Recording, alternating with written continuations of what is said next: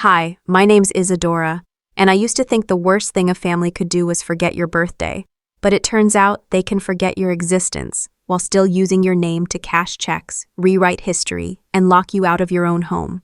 They changed the locks. They rewrote the group chat. They said I was unstable. But when the nurse testified, when the tape played, when the truth came out, was it enough to undo years of silence? Or did I finally become the villain in the story they'd been rehearsing without me? Would you have stayed silent too? Graduation day had always felt like a finish line on someone else's track. The applause, the smiles, the gowns, all of it felt staged, a play where I had the lead role, but no one I loved had bought a ticket. I stood at the edge of the stage inside the University of Virginia auditorium, my heels too tight in the new officer shoes I'd bought for the occasion. Rows of families filled the seats like stitched patches of pride, hugging their graduates, snapping pictures. I searched the front row.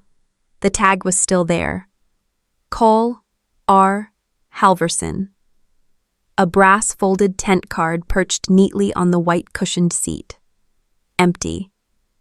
My father's name printed in capital letters, formal and cold, like a dismissal.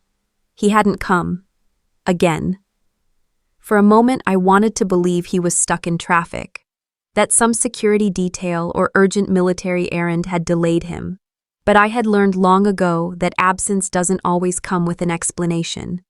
Sometimes it just arrives, unannounced, like bad weather or grief. "Where's your family, Lieutenant Halverson?" Professor Klein asked with a warm paternal smile as he shook my hand. I froze. My grip tightened around the diploma case. "Dad had a last-minute emergency," I said too quickly. My voice didn't shake. The training wouldn't allow it. But inside, it crumbled. He nodded, and I moved on. I didn't owe anyone the truth.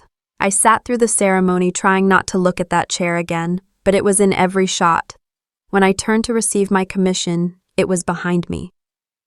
When the camera flashed as I saluted the flag, it lingered in the corner of the frame.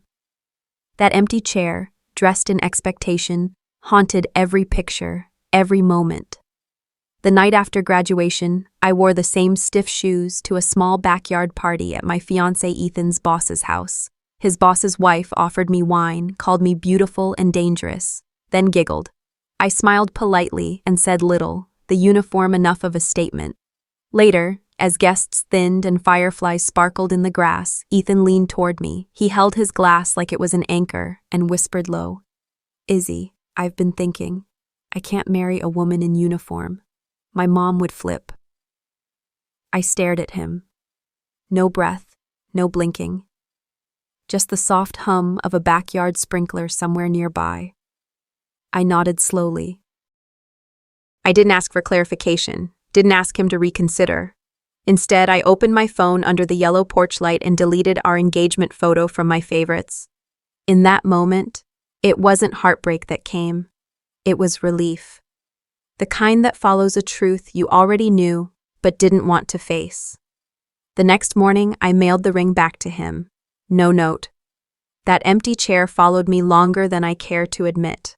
I had never been early for anything in my life, but that evening, I was seated at the corner table of Giancarlo's 20 minutes ahead of time. My hands rested on the linen napkin in my lap, my freshly shined shoes gleaming under the candlelight, uniform crisp from the dry cleaner. A small reserved card sat in front of the opposite chair, catching the light each time a waiter passed by. It was the same table Dad and I had once sat at when I was 12, celebrating Adrian's acceptance to Annapolis. That night, he had ordered a bottle of wine and let me sip the foam off his cappuccino. Now I sat alone. He had called 2 days ago, voice unusually soft, saying he wanted to make it up to me. I didn't ask what it was. There were too many candidates. But he said, "Just us. Dinner, Friday, Giancarlo's, 7 sharp." The hope that bloomed in me then was reckless. I pressed my fingers together tightly to keep it from trembling now. The waiter, young, probably college-aged, stopped by to top off my water. "First dates are the worst," he said with a sympathetic smile. I looked up, blinked. He's not a date, he's my father. Oh, the waiter murmured. Well, I'm sure he'll be here soon. He wouldn't. By 7:20, I had memorized the menu. By 7:35, I had begun folding and unfolding the linen napkin. At 7:52, I asked for the check. I hadn't eaten. I tipped heavily, left the bread untouched, and pocketed the receipt. I don't know why, it just felt like proof. Not of a dinner, but of a moment I had believed in again, of how I'd been wrong. Again. Outside, the sky was sliding into that deep blue that only Charlottesville Springs can conjure, too beautiful a night to feel so small in. I sat in my car with the receipt still in my hand, the ink already starting to fade. Back home, I changed into sweats and wandered into my old bedroom. It still smelled faintly of lavender and paperbacks. I slid open the top drawer of my childhood desk, looking for the battered, spiral-bound journal I used to scribble in when the world felt too sharp. The journal was there, underneath a layer of old birthday cards and faded ticket stubs. But something else was wedged beneath it. A small, dust-coated cassette tape. I squinted at the label. Isadora, age 6. I didn't remember ever being recorded. We didn't have many home videos. Dad used to say sentimentality was for soft men. I carried the tape to the living room where Mom's old stereo still stood beneath the window. The button stuck a little, but it worked. The cassette clicked in place. The tape spun. I heard my voice first. High, bright, mispronouncing Sergeant. Then his voice followed, sharp like a blade. It's not Sergeant, Isadora. Do it again. There was a pause. My child voice hesitated, then repeated the word. This time, correctly. I could almost hear the breath I held waiting for his approval. But it never came. Just the sound of his boots walking away. I stood there frozen, the living room around me still holding echoes I hadn't known were trapped in the walls.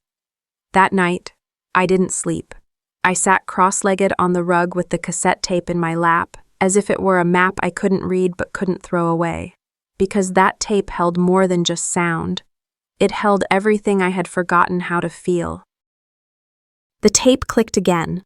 Not loudly, not sharply, just enough to remind me it had more left to say. I was sitting cross-legged on the hardwood floor of my small apartment, knees stiff from staying in the same position too long. Outside, rain whispered against the window pane, slow and steady like a metronome pacing each breath I took. My fingers hovered over the rewind button. I wasn't sure if I wanted to hear more, but I pressed it anyway. The whirring sound filled the silence, and then came my 6-year-old voice again, high-pitched, careful, spelling out general with deliberate precision. General. A pause. Stop trying to act smart, you'll never lead anyone. My father's voice followed, clipped and weary, but not angry. Worse, indifferent. As if he was stating a fact, not inflicting a wound. I blinked. For years, I remembered that moment as something else. A scene blurred by nostalgia, or maybe survival. In my mind, he had said something closer to, "Almost there, kiddo. Keep at it." But the tape didn't lie. There had never been any almost, only endings disguised as beginnings. I leaned back against the cold wall, letting the words sit in my chest like stones. I had spent decades turning his coldness into challenge, his silence into mystery, his dismissals into tests of endurance. But now, with every rewound syllable, the myth began to rot. Later that week, I had to submit more military paperwork. Another endless loop of forms and documents, all needing my birth certificate. I knew it was still in the family safe back home, buried somewhere between antique tax returns and my mother's brittle wedding gloves. The house felt different without her. Even with the faint scent of lavender still clinging to the hall curtains, her absence echoed louder than any closing door. I opened the safe. It clicked open with an old mechanical groan. There it was, a file folder marked Utilities 2006. I opened it absently, expecting to see water bills. But inside, folded between a power company invoice and a yellowed envelope, was a letter I didn't recognize. No stamp, no creases from being mailed, just a single sheet, crisp and deliberately hidden. I unfolded it. To whom it may concern, it began. The letter was addressed to the Scholarship Board of the Northeastern Military Academy. My father's handwriting was unmistakable, all angular strokes and uncompromising slants. She is emotionally volatile, it read, and consistently seeks validation through manufactured authority structures. I do not believe she is suited for leadership, nor that this institution would benefit from her enrollment. My hand trembled. I read it 3 times before I let myself feel anything. He hadn't just doubted me, he'd tried to prevent me from going. He had tried to make sure I never got the chance, but he never sent it. I sat on the carpet in the hallway, the letter in my lap. The ink on the bottom left corner was warped, bled outward like a bruise, burned, singed slightly at the edges. As if he'd meant to destroy it, then changed his mind. I remembered the day I got my acceptance letter. I had found him by the window, his arms crossed, his mouth set in a line. I'd assumed he was hiding pride, that he didn't know how to say congratulations. I had told myself his silence was a kind of support, just buried under years of military decorum, but now I knew the truth. He hadn't spoken because he was reading that letter. The one he never sent, the one he had written to sabotage me. Maybe he kept it as insurance. Maybe he just needed proof that he'd tried. A part of me wanted to confront him. Another part knew he'd only deny it, or worse, tell me it was for my own good. That's how he always framed his betrayals, like prescriptions I was too stubborn to take. I returned the letter to the folder, but not before snapping a picture. It wasn't proof for anyone else. It was for me. That night, I played the tape again. I didn't cry. Not even when my 6-year-old voice tried to recite the Army values. Loyalty, duty, respect, sell. I got the last one wrong. I said selfish instead of selfless. My father laughed. A short, harsh sound. That's about right, he muttered. If betrayal had a sound, it wasn't shouting or slamming doors. It was the hiss of a cassette rewinding. It was the silence after a child's mistake. It was a father's laugh, too quick to be kind. The grill sizzled with a low, oily hiss, a sound that should have signaled comfort but only deepened the dread settling in my stomach. I stood near the patio fence, hands deep in my jeans pockets, watching the smoke curl lazily above the backyard. A red and white checkered tablecloth flapped on the long picnic table, weighed down by ketchup bottles and unopened bags of chips. It was supposed to be a celebration, Adrian's promotion to captain, but nobody said that outright. They didn't have to. I hadn't been invited, not formally. Adrian's wife had texted me 2 days prior with a short BBQ at the house, 5 p.m. No emojis, no warmth. I went anyway, half for my brother, half to prove that their silence wouldn't erase me. I didn't wear my uniform. Civilian clothes were safer, less provoking. Dad was already in host mode when I arrived, apron on, tongs in hand, beer belly stretching the front of his Navy memorial shirt. I stood on the periphery, sipping lemonade that tasted more like regret. When Adrian showed up, the applause from Dad's friends came easy. "Our future legacy," Dad beamed, clapping a heavy hand on Adrian's shoulder. I smiled, plastic, quiet, stabbing at my coleslaw with a flimsy fork. When dinner was served, the sun dipped low, painting the sky in hues of surrender. We all gathered around the table, paper plates in hand. Dad cleared his throat and raised his cup. "To Adrian," he said, "who carries the weight of honor well. Some of us carry medals, others carry burdens. Let's hope we pass the right legacy on." The words hung, thick and accusatory. No one looked at me. Even the cicadas paused. I lifted my glass with calculated grace, tapped it hard against his. "Then I guess I'm just a burden with a national clearance badge." My voice didn't rise. It didn't need to. He didn't blink. "You always had a knack for making the room uncomfortable. And you had a talent for erasing people while looking them dead in the eye." The tension broke like a snapped thread. He motioned toward the side yard, jaw clenched. I followed. We stood by the fence we built together one summer, wood now weathered, nails rusting. "I told you," he started, "you're too sensitive." "That tape, that letter, you cling to every little thing like it's proof of something bigger." "It is," I said quietly. "Proof that I wasn't just unloved. I was unwanted." His face twitched. "If I hadn't signed that adoption paper..." That stopped me. The words fell from him like a confession wrapped in contempt. I stared, unblinking. So it was true. I wasn't his by blood, just a duty on a dotted line. He turned away, muttering, "I'm tired of this drama."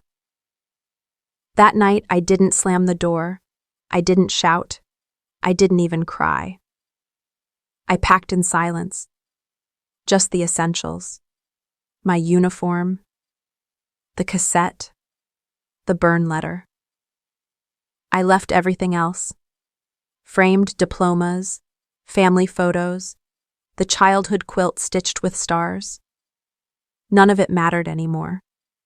I scribbled a note on the back of an old grocery list and left it on the kitchen counter. No burden should overstay its welcome. As I backed down the driveway, I noticed the porch light flicker. The same bulb I'd replaced 3 years ago when he twisted his ankle and couldn't reach the ladder. I watched it stutter weakly in the dark, then turn the corner without looking back. The morning sun filtered through the blinds in streaks, casting uneven lines across my unpacked boxes. My coffee sat cold, forgotten on the windowsill. I wasn't expecting to feel anything that day. Just another quiet morning adjusting to this new one-bedroom apartment in Arlington. But then my phone vibrated with a notification. It wasn't from Valora, not from Adrian. It wasn't even a missed call. It was just a message from a group I didn't know had changed. The Halversons was now the real Halversons. My thumb hovered, unmoving. I blinked at the screen, rereading it like I had misinterpreted something. But no, it was exactly what it looked like. I wasn't in it anymore. Not blocked, not even acknowledged. Just deleted, like I had never been part of it to begin with. For a moment, I thought it was a glitch. Maybe I'd accidentally left the chat while cleaning up apps or turning off notifications. I opened my settings. Nothing. The chat was simply gone. I wasn't in it. They had renamed it without me. The coffee was now lukewarm. I took a sip anyway, bitter. Later that evening, after reheating leftover risotto and pushing half of it around the plate without eating, I stared at the ceiling. It was quieter here than I expected. Too quiet, maybe. The kind of quiet that doesn't just fill a space. It expands in your chest. Valora. That name sat heavy on my tongue, but I hadn't spoken it aloud in weeks. She was never loud, never cruel. She planted zinnias and basil with me every spring, and once helped me sew a hem on a dress I wore to the officer's ball. She told me I looked formidable, her version of a compliment. I thought if anyone might check on me, it would be her. But there had been no message, no missed call. No subtle sign that she noticed I was gone. Instead, the only voicemail I had was from Comcast about a billing cycle update. I played it 3 times like it could be something else. Like maybe, just maybe, it had been her voice, disguised by static. But no, it was just a robotic message reminding me to sign into my online account. Out of some combination of grief and agitation, I called Adrian. He picked up on the second ring. "Hey sis," he said like nothing had changed. "You good?" "You changed the group chat," I said, skipping past pleasantries. "Or was that Dad?" He paused, a breath. "I thought you left it." I closed my eyes. "I didn't." "Oh," he said, a little too casual. "Then, I guess it just updated." "Updated?" I almost laughed. "To the real Halversons? That doesn't just happen." Another pause. "Look, I didn't name it." "Did Valora?" She saw it, said it wasn't her place to interfere. Her place, as if silence was Switzerland. As if neutrality was innocence. "She told you that?" I asked, stunned. "Yeah. I let that settle between us. Being silent isn't neutral, Adrian. It's a side too." He didn't argue. He just exhaled like he'd been holding something in for too long. I thanked him, though I didn't mean it, and hung up. I sat on the floor that night, surrounded by my unpacked life. The silence wasn't gentle anymore. It was pointed, calculated. Valora's absence had always been subtle, dressed in smiles and polite nods, but now it screamed louder than anything Dad had ever yelled. Silence wasn't safety, it was strategy. And I was the only one who'd walked into the battlefield without armor. The metal pins on my collar felt heavier than I remembered. Maybe it was the weight of the new rank. Maybe it was everything else. The base outside Richmond didn't shimmer or boast. It was functional, the kind of place where merit wasn't displayed in family scrapbooks but etched in the rhythms of morning drills and evening logs. I stood among a half-circle of uniformed colleagues, most of whom I barely knew, as the commanding officer read out my promotion. Major Isadora Halverson. There was applause, polite and respectful. I saluted. My hand trembled just enough for me to notice. Not from nerves, but from absence. Behind the podium, where guests stood, there was a vacant space I had imagined filled by someone. Anyone, from the Halverson clan.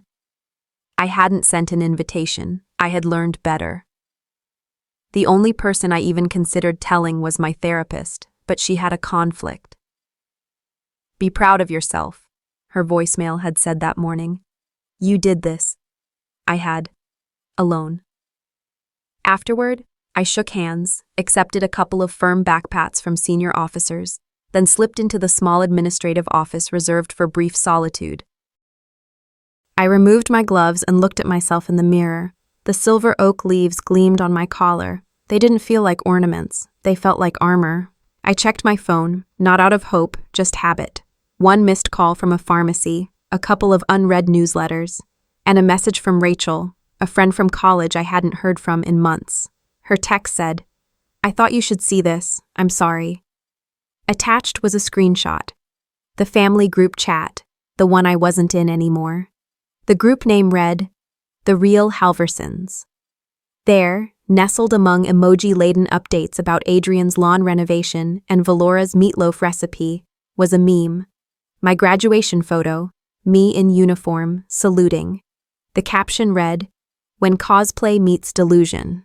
The sender, Adrian, the reactions, laughter emojis, thumbs up, even a heart from Valora, and my father, a reply.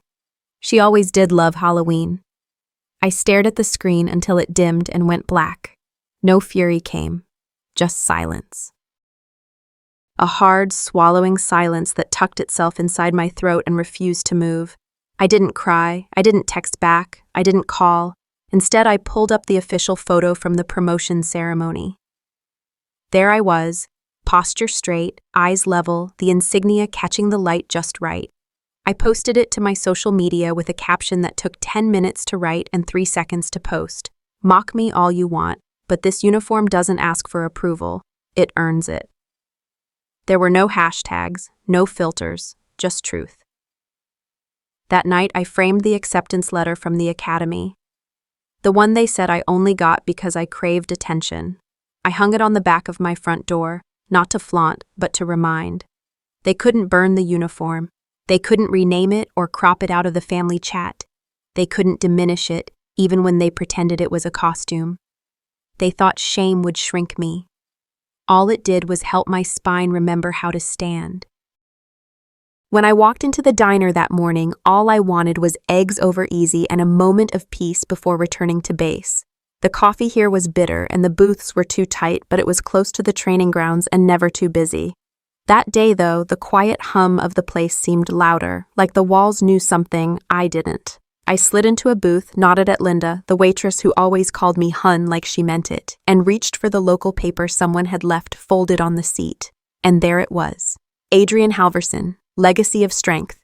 Front page, full color, a newspaper ad that stretched across the bottom half of the paper like a spotlight on my brother's face. A commendation written by our father gushing about our only son, a proud Halverson, the first of his name to serve with distinction. I felt the fork slip from my fingers before I even touched my eggs. I read the ad again, first to serve with distinction. My lips tightened. I held the same last name. I wore the same uniform. I held a higher rank. I placed the paper down, face first, smothering Adrian's smile beneath my napkin.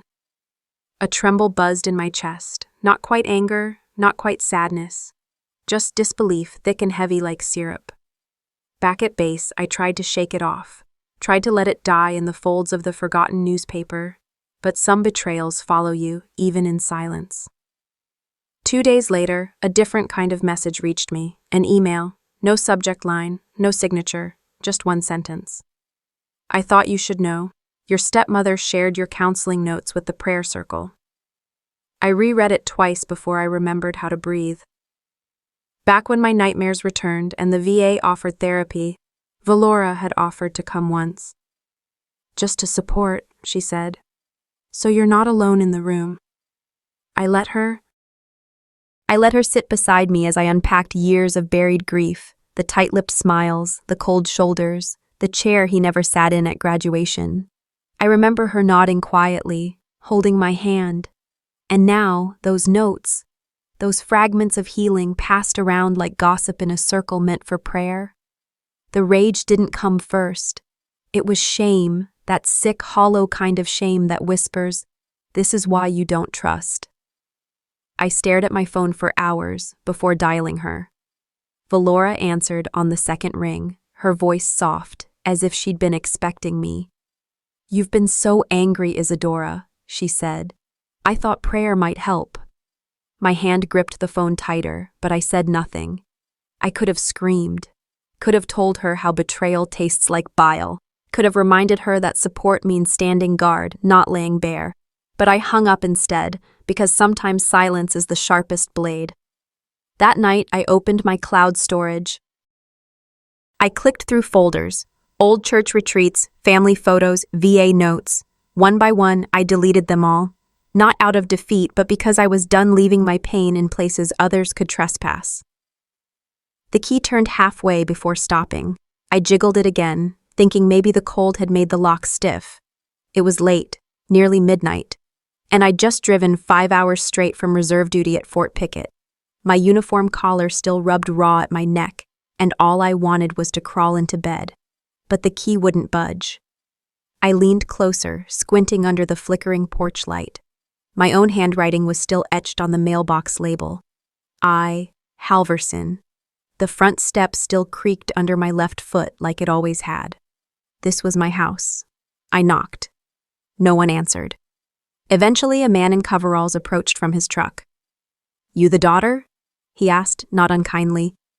"Yes, I live here." He checked something on his clipboard. "Valora Halverson gave me this." He held out a folder containing a photocopy of a hospital intake form and, my heart dropped, a death certificate. My father's name was on it, dated last week. "That's impossible," I said, almost laughing. "He's not dead." The locksmith shrugged. "I just follow what's filed. She said she's the next of kin. She owns the property now." It wasn't until I sat in my car and scrolled through my inbox that I found the real horror. A legal notice from the county clerk's office, dated 3 days ago, confirming a transfer of title. Valora had filed it while I was away, claiming inheritance rights, as if I had never existed. The next day, I was summoned to what Valora called a family reconciliation meeting, held in the community hall behind Grace Baptist Church, the same room where we once made papier-mâché prayer boxes as kids. It smelled like reheated casseroles and polished wood.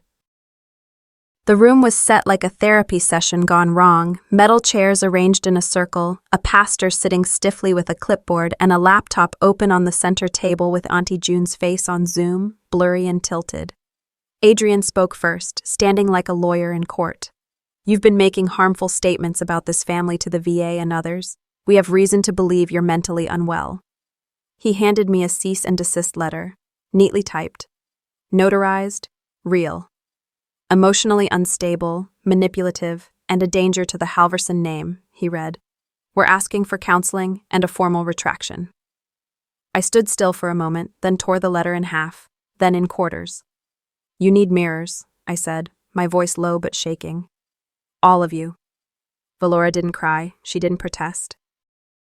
She only folded her hands and murmured to the pastor, "Let's pray she finds peace." By nightfall, the church Facebook page had a new post. "Please keep our daughter in your prayers as she struggles through her darkness." I spent that night in my car, parked behind a Walgreens, the engine off, my uniform jacket balled up as a pillow. A security guard tapped the window near dawn. "Ma'am, you can't sleep here." I nodded, too tired to argue, too tired to explain that I had a house, once, that I had a family, once, and that, for the first time in 15 years, I was seriously considering changing my last name. I parked outside the VA hospital in Baltimore, unsure whether I was walking into another war zone or a quiet reckoning. The parking lot was half empty, save for a nurse on her smoke break and a veteran wheeling himself toward the entrance. I adjusted my collar, took a breath, and stepped inside with the file folder pressed to my side like a shield. Dad's room smelled like antiseptic and lemon-scented floor polish. He was sitting up, surprisingly alert, flipping through a dog-eared copy of Popular Mechanics. When he saw me, he didn't smile, but he didn't frown either. "Didn't expect you today," he said, voice dry but not cruel. "I needed to ask you something," I said, keeping my tone level. I placed the folder on his side table. I told him about the locks on my house, about Valora claiming inheritance rights, about the locksmith and the death certificate. His brow furrowed deeper with each detail. But when I asked about the documents she supposedly had him sign, his eyes sharpened into something close to anger. "I never signed a damn thing," he said. "You're sure?" I asked, too quickly. He looked at me then, not like a daughter he barely spoke to, but like a fellow soldier trying to confirm coordinates before a strike. "She asked me once, months ago, to prepare for the future. I told her if it needed my name, she could wait till I was dead. That was the end of it. I asked if the hospital had a notary log." A quiet knock at the door brought in a young social worker named Denise. I'd met her before, soft-spoken, sharp eyes. She checked her iPad, scrolled slowly, then glanced up at me. "There's no record of any notarized consent from Mr. Halverson," she said, "and we would have needed 2 witnesses minimum." I thanked her and walked into the hallway before my legs gave out from under me. 3 days later, Valora tried to move Dad to a private elder care facility, one with a koi pond, aromatherapy diffusers, and a brochure that used the word dignity too many times, but her application flagged during a routine background check. 22 years ago, she'd been arrested in Pennsylvania for elder neglect. Her previous employer, a small hospice center, shut down after patient complaints and missing medications. The care facility flagged it. Adult Protective Services opened a file, and for once, the echo chamber of whispers and loyalty pledges couldn't protect her. I got an email from the assigned investigator. It was formal but pierced through years of disbelief. "You were right to question the legitimacy of the documents. We are opening a formal inquiry into the power of attorney status and medical directives." That single line made my knees go soft. I sat in the parking lot again, this time outside a diner off I-83 with the email glowing from my phone screen. The waitress brought me coffee and didn't ask why I wasn't eating. I stirred in cream and realized I'd stopped checking my phone for family texts. Not because I had muted them, but because they weren't coming anymore. No apologies, no denials. Just a silence that finally served me instead of haunting me. The bitter part of me whispered, "It doesn't fix anything." But another part, quieter and more exhausted, whispered back, "It doesn't have to. It just has to be real." And real it was. I ordered a slice of pie and reread the email 3 times, as if each read helped rewire something broken inside me. For the first time in years, I didn't feel like I was begging the world to believe me. I felt like a witness. And that made me dangerous. The law office didn't look like much from the outside, just another beige building squatting beside a nail salon and a discount pharmacy in a half-forgotten strip mall. But when I stepped inside with my manila folder pressed against my chest, it felt like I was entering a courtroom built on courage. My attorney, Monica Tate, had a steely calm about her. She didn't waste time on small talk.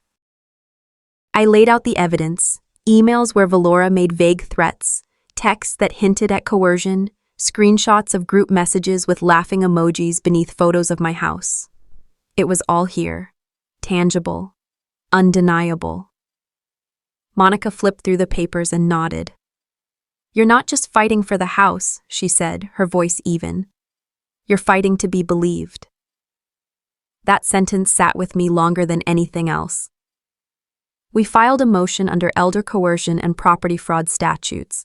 Monica was confident, I was cautious, but for the first time I felt less like a daughter unraveling and more like a woman building something back from scorched earth. Later that night, while sorting through a box of Dad's VA belongings, I found the recorder. It was wedged between his discharge paperwork and an old Polaroid of him in uniform, squinting into the sun. I didn't expect it to work, but when I pressed play, it crackled to life. Valora's voice filled the room. "Just sign, or I swear I'll move you into the state ward. You want that? Rotting next to strangers?" His voice was weak but clear. "I don't want to sign anything." That was all I needed. The next morning, Monica's office emailed me back with one line. "That tape just gave us more than evidence, it gave us intent." The judge reviewed the material and scheduled a formal hearing within 10 business days. 10 days. I had waited a lifetime for justice, and now it had a date on a calendar. In the quiet that followed, I found myself unable to sleep. My brain needed an outlet, somewhere to pour this strange cocktail of hope and fury. So I started writing. I created a blog, anonymous at first, called Daughter on Record. I wrote about the first time my father forgot my birthday, the dinner he never showed up for, the tape, the locks, the hearing. I didn't embellish. I didn't dramatize. I just told the truth. The first day, 3 people read it. By the third day, there were 300, then 3,000. People wrote to me. This happened to my aunt. My brother took everything when Dad got sick. I thought I was alone. I wasn't. For once, my story wasn't a secret weapon or a shameful badge. It was a lantern, and it burned clear. Valora had tried to rewrite the truth in legal ink and Facebook posts. But now, truth had teeth, and I had finally given it a voice. The courtroom smelled like dust and delay. Years of worry had somehow seeped into the grain of every wooden bench, every scuffed floor tile, every sigh echoing off the marble walls. I sat still, palms on my skirt, back straight, as if posture could substitute for armor. Valora entered as if she owned the place. A navy suit hugged her frame like it had been tailored for victory. Her heels clicked with confidence, and her glance toward me didn't linger, just brushed past like I was a stranger waiting to be forgotten. Beside me, my attorney whispered, "Let her posture all she wants. This is about evidence now."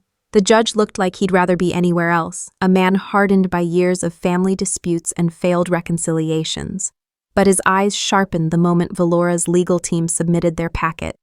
"We'd like to call our first witness," her lawyer said. Lucas walked in, my half-brother, my ghost of a sibling.